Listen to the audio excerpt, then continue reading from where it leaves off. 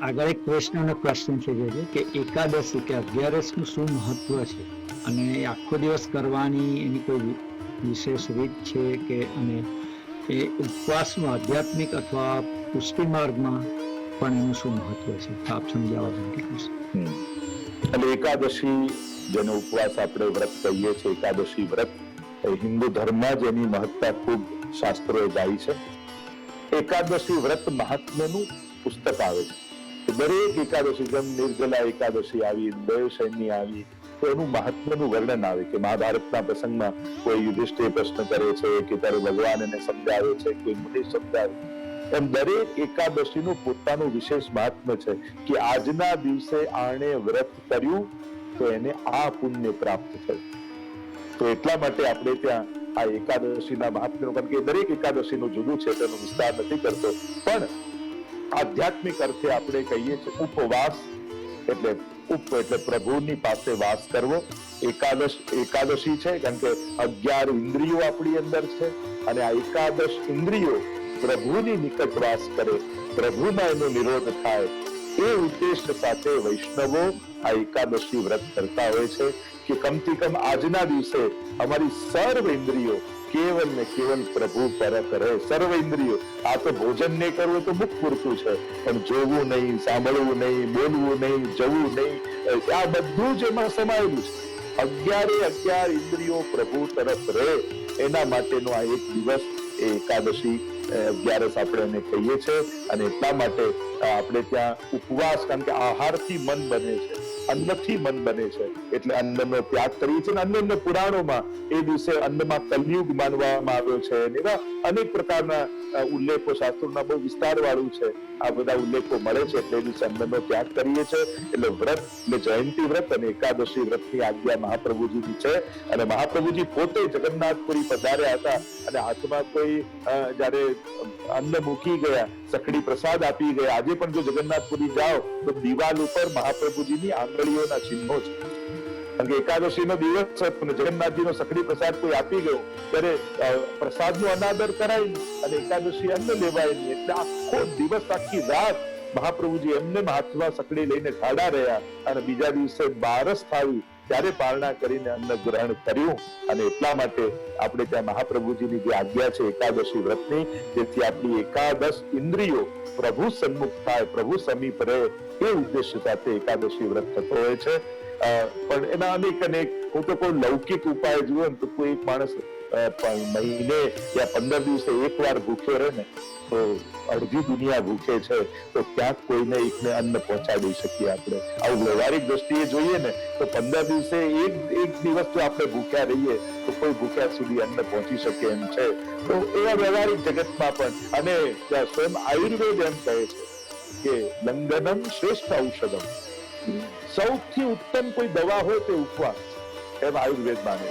લંઘનમ શ્રેષ્ઠ ઔષધમ, સૌથી ઉત્તમ એટલે જૂના જમાનામાં તાવ આવતો, કઈ આવતો તો ઉપવાસ કરે, વ્રત કરે એટલે એનું શરીર પાછું નેચરલ ફંક્શનમાં આવી જાય. અને એટલા માટે આયુર્વેદિક રૂપે, અન્ય શાસ્ત્ર રૂપે, ધર્મ રૂપે અને વ્યવહારિક રૂપે પણ વ્રત એ સમાજ માટે પણ કલ્યાણકારી છે અને આપણા માટે પણ કલ્યાણકારી છે. અને આપણા માટે તો સૌથી મોટી વાત મહાપ્રભુજીની આજ્ઞા છે અને એ આજ્ઞા આપણે પાળી બસ એનો આનંદ માણીને પણ એકાદશી આદિ વ્રત કરે.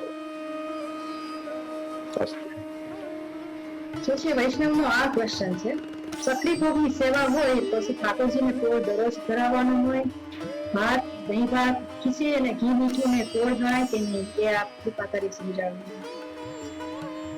એટલે કોરમાં આપણે જે કંઈ પણ ધર્યું હોય, વિશેષ રૂપે સખડીથી કોર બનતો હોય છે. એટલે જયારે સખડી તમે ભોગ ધરો ત્યારે ભાત ને આગળ લઈ, જેમ ઢગલો કર્યો હોય તો થાળ હોય, થાળમાં ભાતનો ઢગલો કરાય, ઉપર ઘીની કટોરી ધરાય અને બાજુમાં નમકની કટોરી ધરાય. પછી ચમચીથી એ ભાતને થોડુંક આગળ લઈ એક કોર જેવો, અને પછી એમાં દાળ ગળવી અને એમાં ઘી પધરાવી, નમક થોડુંક પધરાવી અને એને મલાવી અને પછી ચમચી ટાંકોરી આગળ ધરીએ, એને કોર સાન્યો કહેવાય. અને એ કોર સાનતા હોય, પણ જયારે રોટી અને શાક ધરતા હોય ત્યારે કોર નથી કરતા, ત્યારે તો એમને જ ધરતા હોય છે. કોર સખડીનો થતો હોય છે. અને એટલા માટે સખડી જ્યારે રાજભોગ સમયે તમે ધરો ત્યારે એ કોર કરવું. પણ ઘણી વાર કોર ને એવા જ હોય, જેટલું બનાવ્યું બધું ભેગું કરી નાનકડી વાટકીમાં ઊંધિયા જેવું કરી નાખે, તો એવો કોર નહીં કરવો.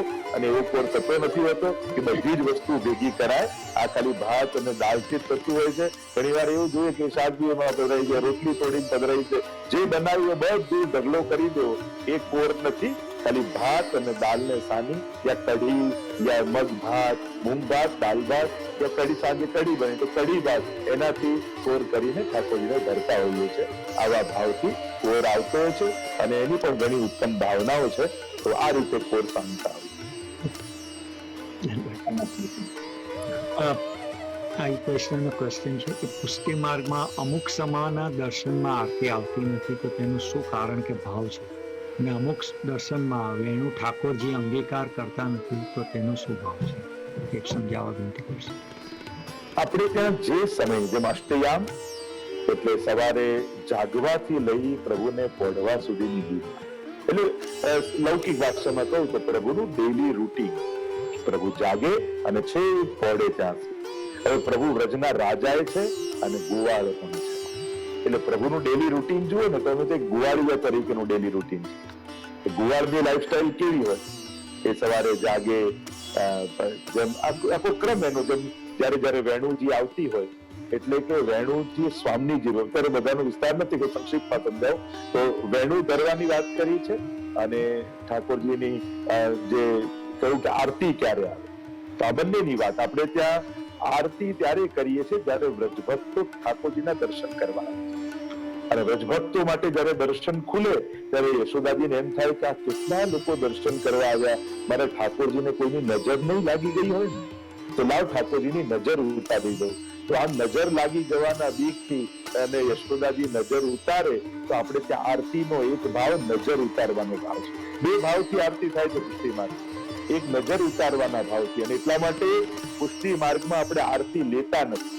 અને નજર ઉતારેલું લેવાય નહીં, તો ખૂણામાં બાજુમાં પધરાવી જ દેવાય. એટલે ઘણી વાર લોકો પૂછે બીજે આરતી લે પુષ્ટિ માર્ગમાં કેમ? કારણ કે ત્યાં નજર ઉતારવાનો ભાવ. અને બીજો ભાવ એ વિરહનો ભાવ છે.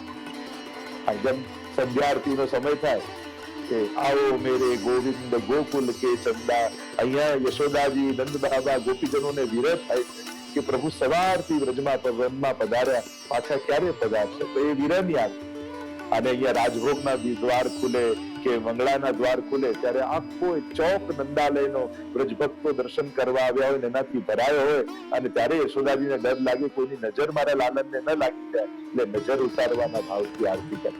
તો આવો ભાવ જયારે હોય ત્યારે આરતી ઉતારાતી હોય છે. અને જયારે આવા અંગત લીલા હોય ત્યારે આરતી નથી થતી. આવી જયારે નજર યા વિરહ ભાવની હોય ત્યારે આરતી થતી હોય છે. અને વેણુજીનો ભાવ કે જયારે ઠાકોરજી વેણુ નાદ કરે છે પોતાના દિનચર્યામાં, જેમ શૃંગાર પછી વેણુજી ધરવામાં આવે, કારણ કે આપણે ત્યાં લીલા છે એ પ્રકારની ઠાકોરજી વેણુનાદ શૃંગાર ધર્યા પછી કરે છે. અથવા રાજભોગમાં વેણુ વેત્ર ધરવામાં આવે, કારણ કે ઠાકોરજી ગાયોને ચરાવવા પધારે ત્યારે વેણુનાદ કરતા પધારે. એ રીતે ભોગ સંધ્યા સમયે વેણુનાદ કરતા વેણુ વેત્ર લઈને ઠાકોરજી પધારે. હવે ગાયોને લઈને પાછા પધારવાના છે. અને સાંજના સમયે અને ગોપીજનોને સંકેત કરવા માટે વેણુનો નાદ કરે છે. એટલે જે સમયની જે લીલા હોય, વેણુનાદની જે લીલા હોય જે સમયમાં, એ સમયમાં ઠાકોરજીના હાથમાં વેણુ આવે. અને જે સમયે વિરહની અથવા નજર ઉતારવાની ભાવના હોય એ સમયે આરતી થાય. તો કહ્યું કે અંગ અંગોળ કરે પેરે વાદળના, અને સદનમાં પધરાવેજી યશોદાજી જેમ ઠાકોરને પધરાઈ જાય અને નોછાવર કરી નજર ઉતારે છે. તો આવી અનેક લીલાઓ છે. તો આ લીલા ભાવનાથી વેણુ આવે ને આરતી આવે. પણ ત્યાંના ઉત્તર ઘણા લાંબા થઈ શકે, પણ હું ટૂંકાણમાં બધું સમાવવાની કોશિશ કરું.